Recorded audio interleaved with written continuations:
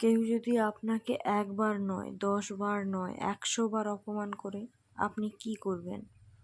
ভাবুন তো, এমন একজন মানুষ যিনি ভগবান শ্রীকৃষ্ণকে ঘৃণা করতেন, সুযোগ পেলেই তাকে অপমান করতেন, সবার সামনে কটূক্তি করতেন, রাজাদের উস্কে দিতেন, অথচ শ্রীকৃষ্ণ প্রতিবারই শান্ত থাকতেন। কেন?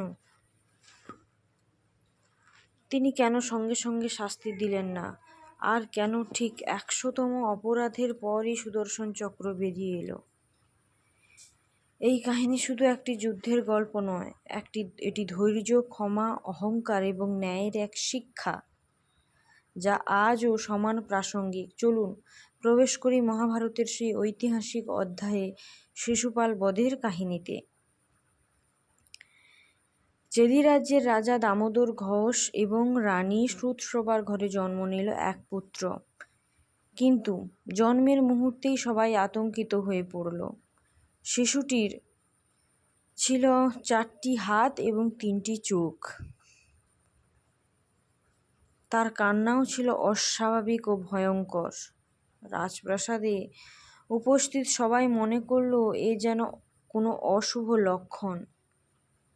রানী ভেঙে পড়লেন। তিনি ভাবতে লাগলেন, এমন সন্তান কিভাবে স্বাভাবিক জীবন পাবে? ঠিক তখনই আকাশবাণী হলো, ভয় করো না, এই শিশু একদিন স্বাভাবিক রূপ ধারণ করবে। তবে যার কোলে বসামাত্র তার অতিরিক্ত হাত, চোখ অদৃশ্য হয়ে যাবে, সেই ব্যক্তির হাতেই একদিন এই শিশুর মৃত্যু হবে। এই ভবিষ্যৎবাণী শুনে রাজা রানী উদ্বিগ্ন হয়ে পড়লেন। তবুও তারা সিদ্ধান্ত নিলেন, রাজ্যের আত্মীয় স্বজন ও রাজাদের একে একে ডেকে শিশুটিকে কোলে দিতে হবে। কিন্তু আশ্চর্য, কারো কোলে গিয়েও শিশুটির রূপ বদলালো না। কিছুদিন পর রাজপ্রাসাদে এলেন দ্বারকার যুবরাজ শ্রীকৃষ্ণ। রানী শ্রুতসভা ছিলেন শ্রীকৃষ্ণের পিসি, তাই তিনি স্নেহ ভরে বললেন, কৃষ্ণ এসো, একবার আমার সন্তানকে কোলে নাও। শ্রীকৃষ্ণ মৃদু হাসলেন। তিনি শিশুটিকে কোলে তুলে নিতেই অলৌকিক ঘটনা ঘটল। মুহূর্তের মধ্যে অদৃশ্য হয়ে গেল অতিরিক্ত হাত, চোখ মিলিয়ে গেল, শিশুটির সম্পূর্ণ স্বাভাবিক রূপ ধারণ করলো। রাজপ্রাসাদ আনন্দে ভরে উঠল। কিন্তু সেই আনন্দের মুহূর্তেই বিষাদে পরিণত হলো, কারণ আকাশবাণীর ভবিষ্যৎবাণী সত্যি হয়। রানী বুঝলেন, একদিন তার প্রিয় সন্তান শ্রীকৃষ্ণের হাতেই প্রাণ হারাবে। তিনি চোখের জল ধরে রাখতে পারলেন না। কাঁদতে কাঁদতে শ্রীকৃষ্ণের পায়ে পড়ে গেলেন।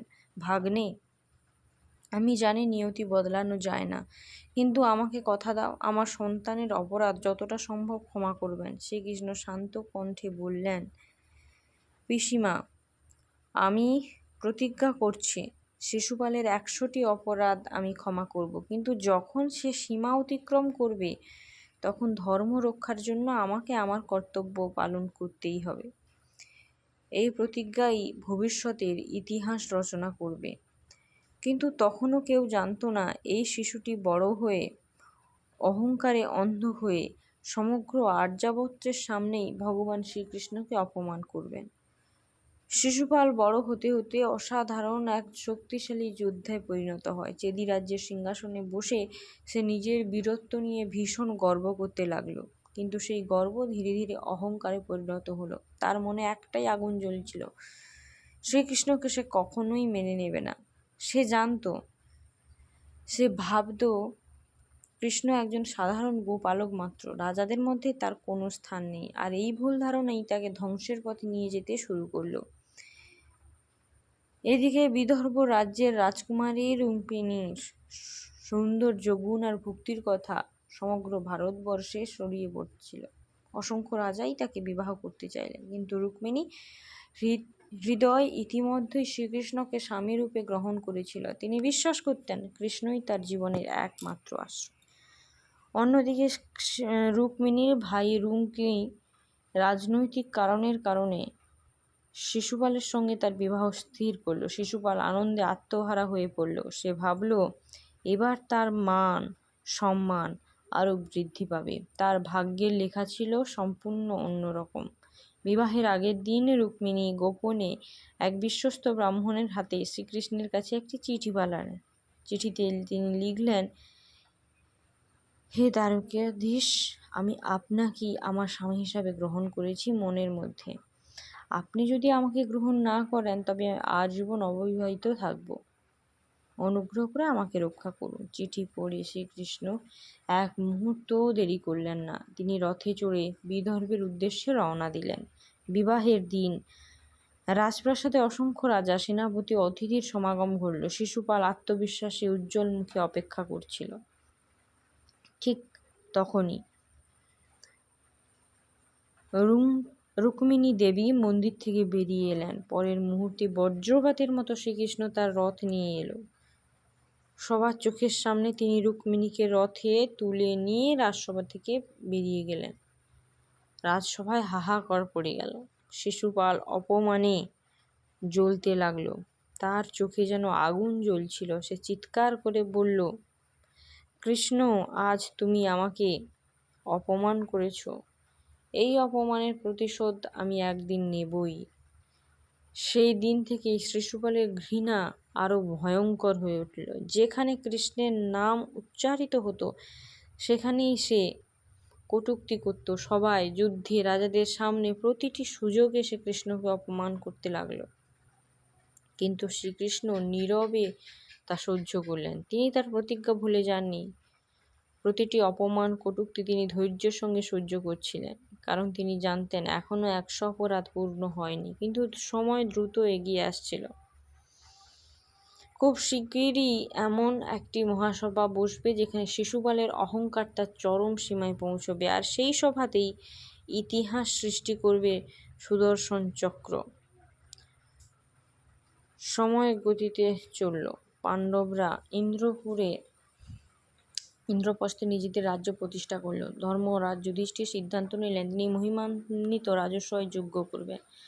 সেই যজ্ঞে ভারতের প্রায় সব রাজা, ঋষি, মহর্ষি ও বীর যোদ্ধাকে আমন্ত্রণ জানানো হলো। হস্তিনাপুরের সেই বিশাল মহামণ্ডপ সোনার অলঙ্কার, সুগন্ধিত ফুল ও বৈদিক মন্ত্র উচ্চারণে মুখরিত হইল। উপস্থিত ছিলেন ভীষ্ম পিতামহ, দ্রোণাচার্য, কৃপাচার্য, বিদুর, ভীম, অর্জুন, নকুল, সহদেব, দুর্যোধন, কর্ণ এবং চেদিরাজ শিশুপাল। আর ছিলেন দ্বারকার অধিপতি ভগবান শ্রীকৃষ্ণ। যজ্ঞের একটি গুরুত্বপূর্ণ নিয়ম ছিল, সভায় উপস্থিত সকলের সর্বশ্রেষ্ঠ সম্মান বা অগ্রপূজা প্রদান করা হবে। ধর্মরাজ যুধিষ্ঠির ভীষ্ম পিতামহের দিকে তাকিয়ে বিনয়ের সঙ্গে বললেন, পিতামহ, এই সভায় অগ্রপূজার যোগ্য কে? ভীষ্ম দৃঢ়কণ্ঠে বললেন, এই সভায় জ্ঞান, শক্তি, ধর্ম, করুণা ও পরাক্রমে যিনি সর্বশ্রেষ্ঠ তিনি হলেন শ্রীকৃষ্ণ। অগ্রপূজার অধিকার একমাত্র তারই। সবার অধিকাংশ রাজা সেই বিষয়ে সিদ্ধান্ত জানালেন। সহদেব সোনার থালা, চন্দন, মালা ও পূজার উপকরণ নিয়ে শ্রীকৃষ্ণের সামনে এগিয়ে গেলেন। শ্রীকৃষ্ণ শান্তভাবে সব গ্রহণ করলেন। ঠিক সেই মুহূর্তে বজ্রপাতের মতো একটি গর্জন শোনা গেল, থামো! সবাই ঘুরে তাকালো। শিশুপাল ক্রোধে কাঁপছে। সে সিংহাসন থেকে উঠে দাঁড়িয়ে উচ্চস্বরে বলল, এই গোপালক কি রাজাদের মধ্যে শ্রেষ্ঠ? সে গরু চড়াতো, সে আজ রাজাদের সম্মান নেবে? এখানে ভীষ্ম আছেন, দ্রোণ আছেন, কর্ণ আছেন, অসংখ্য মহাবীর আছেন, তাদের ছেড়ে কৃষ্ণকে সম্মান দেওয়া লজ্জার বিষয়। সভা স্তব্ধ হয়ে গেল। কেউ প্রতিবাদ করলো, কেউ মাথা নিচু করে রইল, কেউ শিশুপালকে থামালো না। কিন্তু একের পর এক শ্রীকৃষ্ণকে কঠোর ভাষায় বলতে লাগলো। ভীষ্ম পিতামহ উঠে দাঁড়িয়ে, শিশুপাল, সীমা লঙ্ঘন করো না। যাকে তুমি অপমান করছো তিনি সাধারণ মানুষ নন, তিনি ধর্মের রক্ষক। কিন্তু অহংকারে অন্ধ শিশুপাল আরো উগ্র হয়ে উঠল। সে ভীষ্মকেও অপমান করল। সভার অনেক রাজা ক্রোধে অস্ত্র ধরতে উদ্যত হলেন। ভীম বললেন, ভাই, আমাকে আদেশ দিন। এখনই এই উদ্ধত রাজাকে আমি শাস্তি দিই।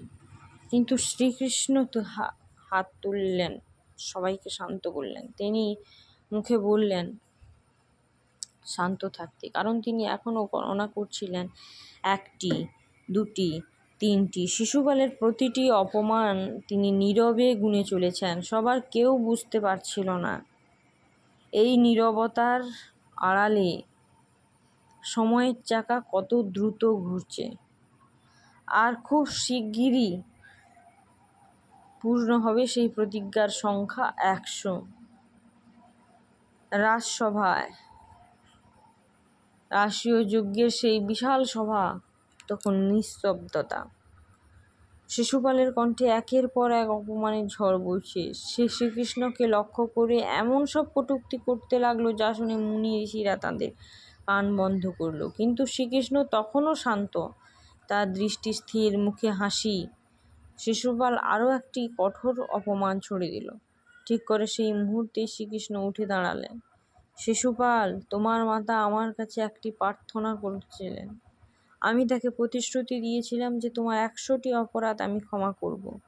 আমি সেই প্রতিজ্ঞা পালন করেছি। তোমার 100টি অপরাধ আমি নীরবে সহ্য করেছি, কিন্তু আজ তুমি সেই সীমা অতিক্রম করেছ।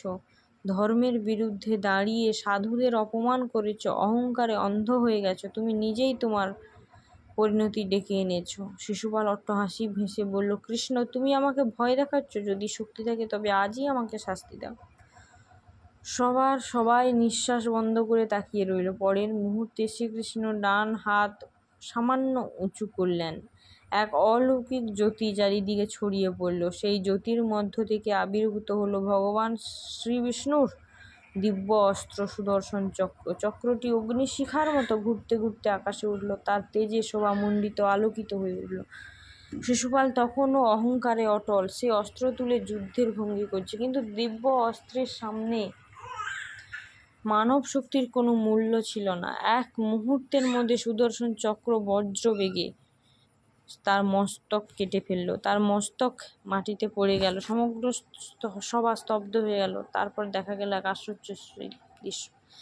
শিশুপালের দেহ থেকে এক উজ্জ্বল আলোরেখা সরাসরি এসে মিলিয়ে গেল শ্রীকৃষ্ণের শরীরে। সকলে বিস্ময়ে অভিভূত। অনেকেই বুঝতেই পারলেন না, যিনি সারা জীবন ভগবান শ্রীকৃষ্ণকে ঘৃণা করেছেন, তার আত্মা কীভাবে শ্রীকৃষ্ণে লীন হয়ে গেল। ঋষিরা বললেন, এটি কোনো সাধারণ ঘটনা নয়। শিশুপাল পূর্বজন্মে বৈকুণ্ঠের দ্বাররক্ষক ছিলেন, জয়ের অবতার।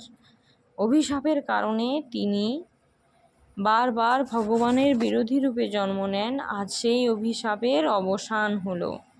শ্রীকৃষ্ণ শান্তভাবে সবার দিকে তাকিয়ে বললেন, ক্ষমা দুর্বলতা নয়, কিন্তু যখন অধর্ম সীমা অতিক্রম করে তখন ধর্ম রক্ষার জন্য ন্যায় প্রতিষ্ঠা করাই কর্তব্য। সবার প্রতিটি মানুষ মাথা নত করল। সেই দিন সবাই উপলব্ধি করল, ভগবানের করুণা অসীম, কিন্তু অহংকার ও অধর্মের একটি সীমা থাকা দরকার। রাজসভায় রাষ্ট্রীয় যজ্ঞের সেই ঘটনা একজন রাজার মৃত্যু কাহিনী নয়, এটি ধর্ম, ন্যায়, ক্ষমা, অহংকারের পরিণতির এক চিরন্তন শিক্ষা। অনেকের মনে প্রশ্ন জাগে, ভগবান শ্রীকৃষ্ণ যদি সর্বশক্তিমান হন, তবে তিনি প্রথম অপমানেই শিশুপালকে শাস্তি দিলেন না কেন? উত্তর লুকিয়ে আছে তার চরিত্রে। শ্রীকৃষ্ণ কখনো ক্রোধে সিদ্ধান্ত নেন না, তিনি সুযোগ দেন সংশোধনের।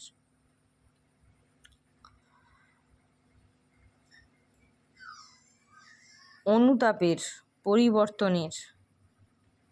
তিনি একবার নয়, 10 বার নয়, 100 বার পর্যন্ত ক্ষমা করেছিলেন। কারণ সত্যিকারের শক্তি প্রতিশোধে নয়, ধৈর্য, সংযম। কিন্তু ক্ষমার সুযোগকে দুর্বলতা মনে করা, সমস্ত অহংকারকে ধর্ম চ্যালেঞ্জ। যখন নিরপরাধীর অপমান করা হয়, তখন ন্যায় প্রতিষ্ঠার জন্য কঠোর হওয়া স্বাভাবিক। শিশুপালের জীবন আমাদের শেখায়, অহংকার মানুষকে সত্য থেকে দূরে সরিয়ে দেয়। ঈর্ষা বিচার শক্তি কেড়ে নেয়। বারবার সতর্ক করার পরেও নিজের ভুল স্বীকার করে না, তার পতন অবশ্যই। অন্যদিকে শ্রীকৃষ্ণ আমাদের শেখান, ক্ষমা করো কিন্তু অন্যায়কে প্রশ্রয় দিও না, ধৈর্য ধরো কিন্তু ধর্মের প্রশ্নে কখনো আপোষ করো না। জীবনে কেউ যদি তোমাকে অপমান করে, প্রতিশোধের প্রয়োজন নেই, শান্ত থাকো, সঠিক সময়ের অপেক্ষা করো, কারণ সত্য আর ন্যায়ের বিজয় হয়তো দেরিতে আসে কিন্তু শেষ পর্যন্ত নিশ্চিতভাবেই আসে। এই কাহিনীর আরেকটি গভীর আধ্যাত্মিক দিকও রয়েছে। শিশুপাল সারা জীবন শ্রীকৃষ্ণের বিরোধিতা করলেও তার মন সর্বদা কৃষ্ণকেই স্মরণ করত। সেই অবিচ্ছিন্ন স্মরণই শেষ পর্যন্ত ভগবানের সান্নিধ্যে তাকে পৌঁছে দেয়। তবে শাস্ত্র আমাদের শিক্ষা দেয়, ভালোবাসা ও ভক্তির পথেই ঈশ্বরকে স্মরণ করা সর্বোত্তম। বিদ্বেষের পথে দুঃখ ও দুর্দশা ডেকে আনে। তাই আসুন আমরা অহংকার নয় বিনয়কেই বেছে নিই, ঘৃণা নয় ভালোবাসাকে বেছে নিই, অধর্ম নয় ধর্মের পথে চলার সংকল্প করি। যদি এই কাহিনী আপনার ভালো লেগে থাকে তাহলে ভিডিওটি লাইক, কমেন্ট এই মতামত জানান এবং মহাভারতের অনুপ্রেরণামূলক কাহিনী আমাদের চ্যানেলটিকে সাবস্ক্রাইব করুন। এইরকম কাহিনী শুনতে হলে। জয় শ্রীকৃষ্ণ, রাধে রাধে।